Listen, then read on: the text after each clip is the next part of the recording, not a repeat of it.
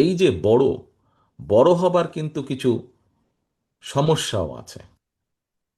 বড় হবার, এই যে আমার সামনে আমার যে সকল সহকর্মী আছেন, ডেলিগেট বা কাউন্সিলর আপনারা উপস্থিত আছেন, আপনারা যারা সংসারের বড় সন্তান, আপনাদের কাঁধে কিন্তু অনেক দায়িত্ব থাকে। ছোট ভাই বোনেরা থাকে, তারা অনেক কিছু করে পার পেয়ে যায়, কিন্তু বড় সন্তান হিসেবে আপনি কিন্তু পার পান না। পান, আপনি পান, আপনি পার পান না।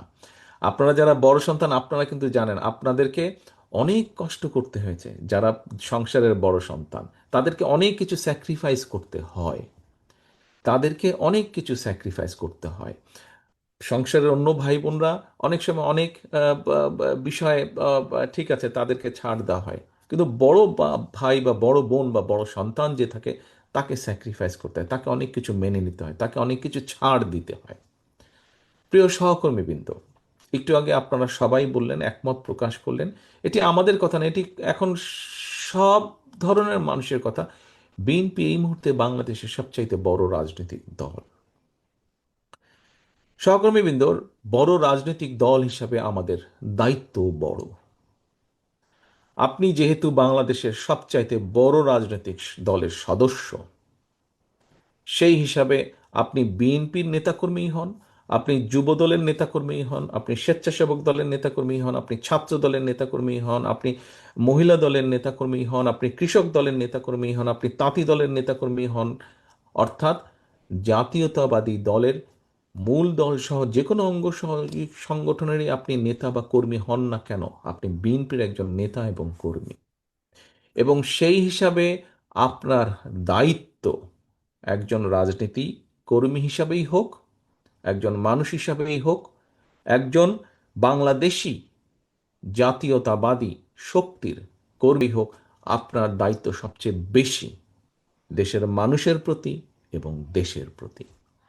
প্রিয় সহকর্মীবৃন্দ, অনেকগুলো বড় দায়িত্বের মধ্যে একটি অন্যতম বড় দায়িত্ব হচ্ছে বিগত 15 বছর এবং তারও আগে বিভিন্ন সময়ে যখনই হুমকির মুখে পড়েছে বাংলাদেশের মানুষের গণতন্ত্রের অধিকার, তখনই কিন্তু বিএনপি সোচ্চার হয়েছে।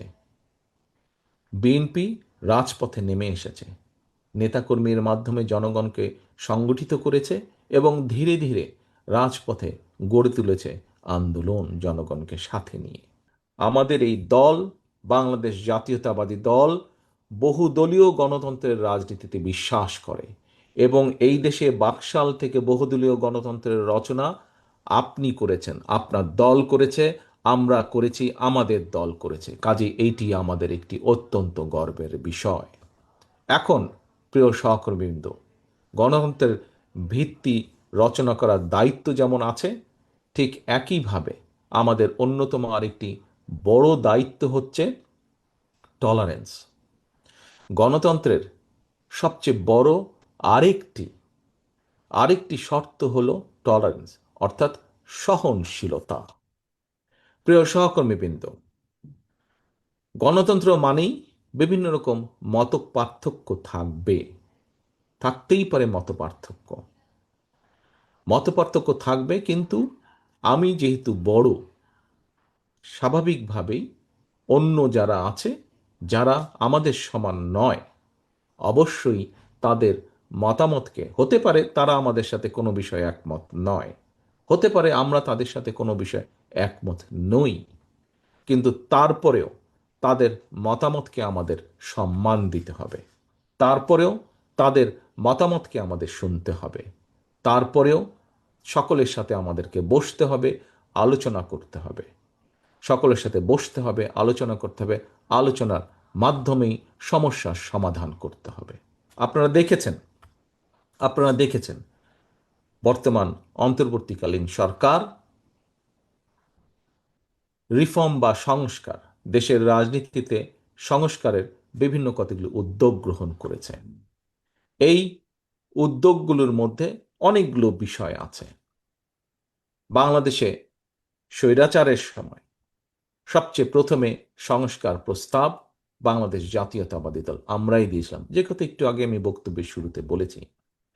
বিভিন্ন বিষয়, যেই বিষয়গুলো নিয়ে বিভিন্ন রিফর্মের চেষ্টা করা হচ্ছে, এইগুলোর প্রস্তাব কিন্তু আজকে থেকে প্রায় 2.5 বছর আগে আমাদের দল বিএনপি, বাংলাদেশ জাতীয়তাবাদী দল, দেশের মানুষের সামনে উপস্থাপন করেছিল।